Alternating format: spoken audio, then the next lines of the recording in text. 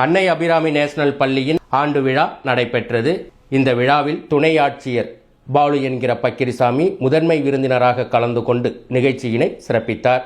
வித்யாதரன், காரைக்கால் மாவட்ட ஆட்சியர், செயலர் மற்றும் காரைக்கால் NIT கல்லூரியின் dean of student welfare Narendran ஆகியோர் சிறப்பு விருந்தினர்களாக பங்கேற்றனர். இந்த ஆண்டு விழாவின் முக்கிய ஈர்ப்பாக மாணவர்களின் கருப்பொருள் அடிப்படையிலான நாடகங்கள் பார்வையாளர்களை கவர்ந்திருந்தது.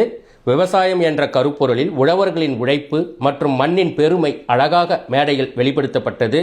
மொபைல் அதிக பயன்பாடு வேண்டாம் என்ற சமூக விழிப்புணர்வு நாடகம் இன்றைய தலைமுறைக்கு ஒரு முக்கியமான செய்தியை எடுத்துச் சென்றது. இதனைத் தொடர்ந்து LKG மற்றும் UKG குழந்தைகளால் அரங்கேற்றப்பட்ட அம்மா அப்பா பாசம் பற்றிய நடனம் அரங்கமே நிகழ்ச்சியில் மூழ்கியது.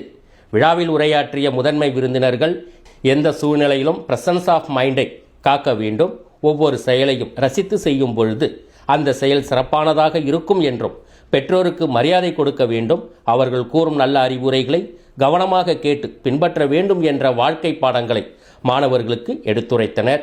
மாணவர்களின் திறமைகளையும் ஆசிரியர்களின் அர்ப்பணிப்பையும் பாராட்டிய அவர், ஒழுக்கமும் பண்பும் வெற்றியின் அடையாளம் என குறிப்பிட்டார்.